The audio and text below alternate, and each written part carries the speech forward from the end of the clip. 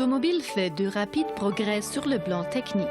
En 1888, Gabriel Leitner installe un atelier mécanique à Sterzing. Il répare des machines pour l'industrie du minerai et du marbre.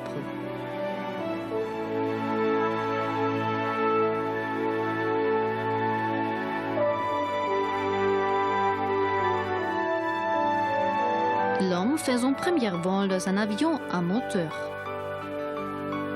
Scott utilise pour la première fois un véhicule pour la neige en tentant d'atteindre le pôle Sud.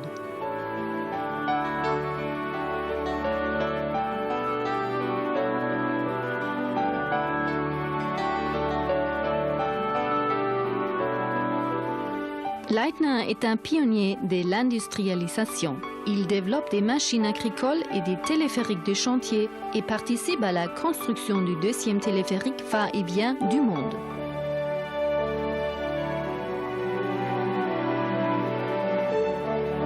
La Première Guerre mondiale prend fin.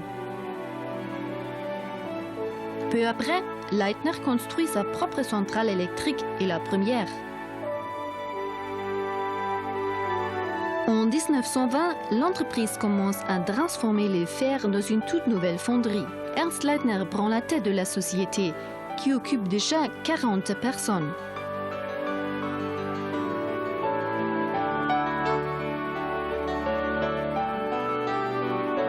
Pendant la crise économique mondiale, le chômage frappe de milliers de gens.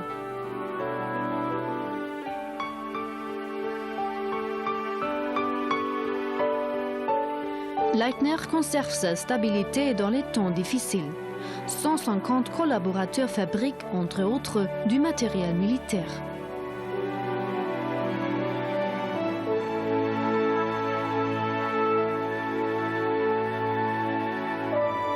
La Deuxième Guerre mondiale laisse des douloureuses traces. La reconstruction est l'affaire de tous. Le tourisme se développe lentement dans les Alpes. Leitner conçoit et fabrique des télésièges pour le transport de personnes.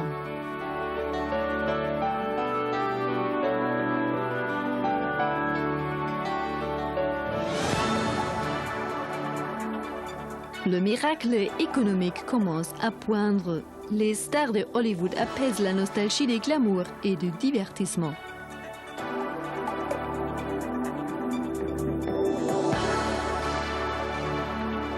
Le célèbre pilote des courses, Ernst Prinoth, conçoit et fabrique des bolides de course dans son atelier.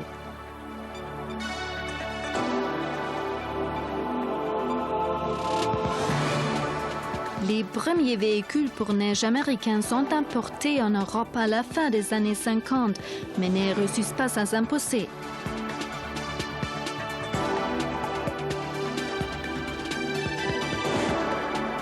Les années 60 sont marquées par des avancées dans le domaine de la culture, de la science et de la technique.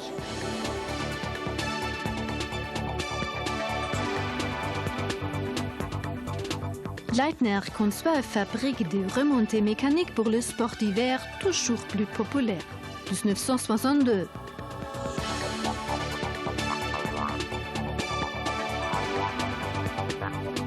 Le Stade Prinoth discerne la tendance et se consacre désormais à la construction de véhicules d'armure de piste. Il fait du premier essai avec le P25 doté de 2 moteurs Ster.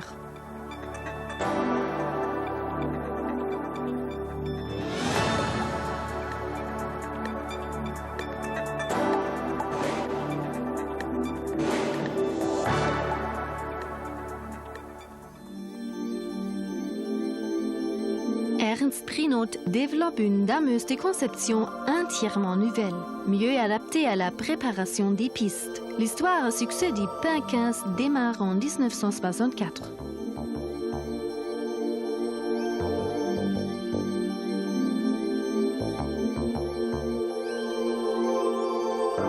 Les commandes passées par diverses stations de sport d'hiver sont si nombreuses que la construction d'une nouvelle usine s'avère nécessaire en 1968.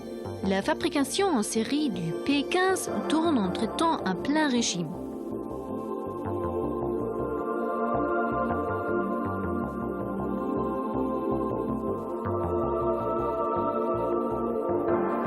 Des personnages aussi éminents que Louis Trenker s'enthousiasment pour ce véhicule qui rend les pistes plus sûres.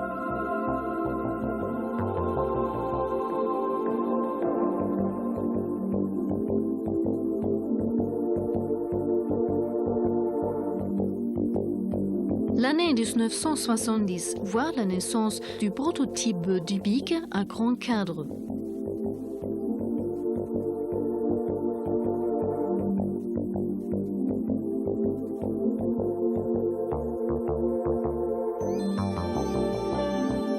Les dameuses ne font pas sensation seulement en Europe. En 1969, Ernst Prinaut obtient un grand succès en présentant les P15 au Japon.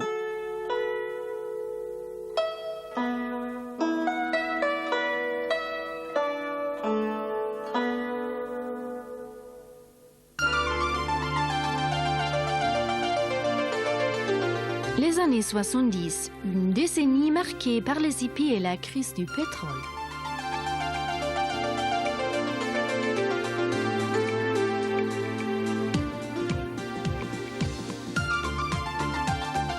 Prinaut est le préparateur officiel des pistes des championnats du monde de ski de Gröden. La nouvelle niveleuse ViPro-L permet d'aplanir la surface de la neige, ce qui accroît énormément la sécurité des coureurs.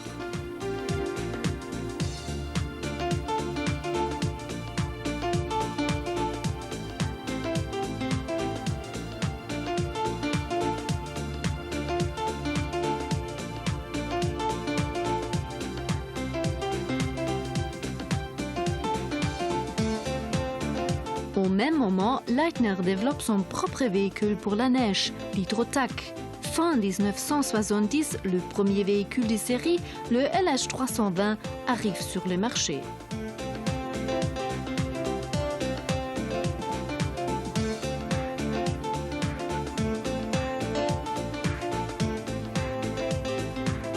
Prinaut lance le Big, une nouvelle machine, la fraise à neige, concuire les pistes. Elle élimine les petites bosses et répartit uniformément la neige.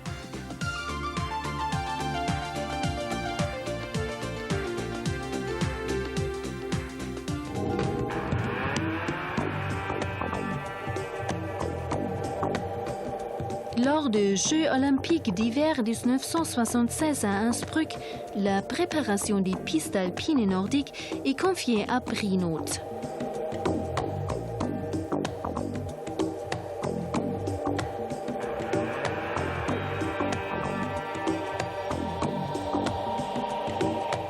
Les lames permettent à présent d'éliminer même les buts.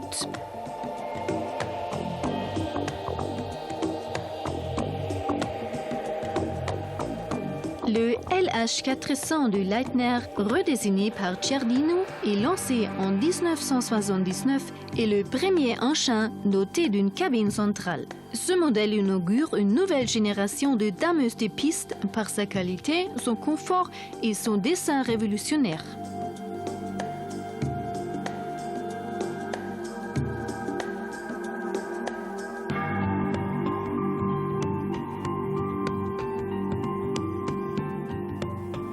Une nouvelle ère, l'ère numérique, ouvre de nouvelles dimensions. L'Europe pose l'échelon d'un avenir commun. En Allemagne, le mur se fondre.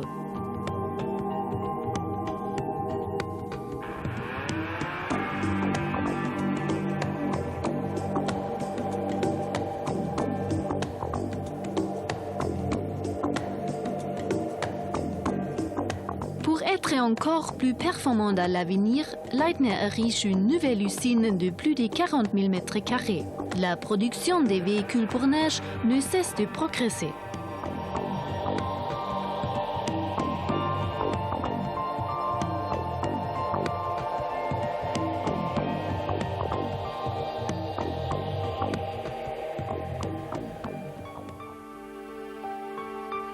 Le pionnier des dameuses de piste, Ernst Prinaut, décède fin 1981 à Innsbruck. Sa mort touche douloureusement aussi ses collaborateurs.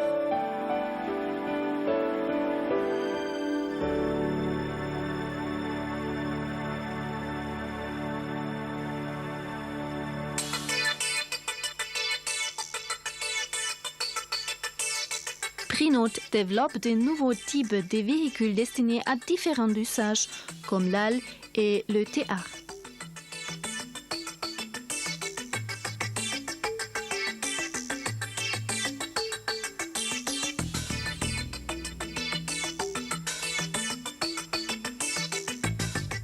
Le prototype de l'émergency établit de nouveaux critères en atteignant une vitesse de 70 km/h sur l'asphalte. Le Prinote T4 est produit avec un nouveau dessin.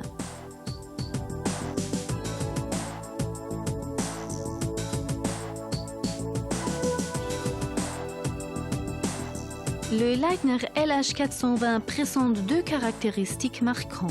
La commande à manche à balai et l'ordinateur embarqué qui exploite toutes les données du véhicule et de performance et les enregistre.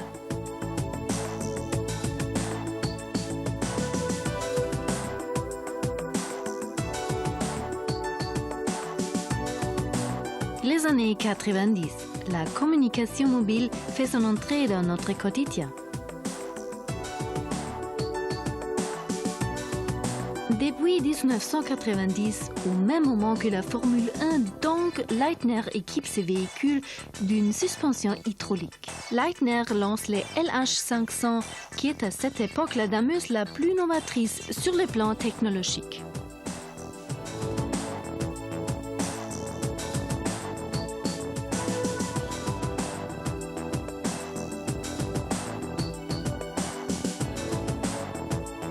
Prinote développe l'Everest avec l'atelier Pininfarina.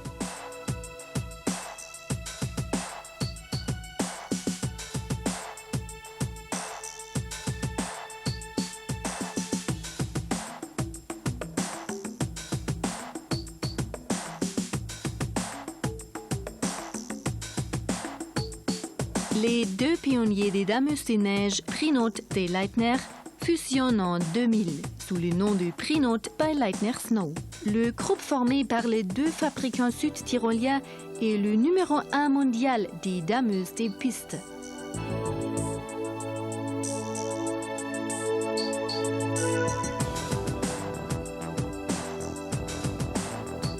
Le Leitwolf, premier véhicule développé en commun, révolutionne le monde des dameuses. Il combine innovation technologique et dessin futuriste.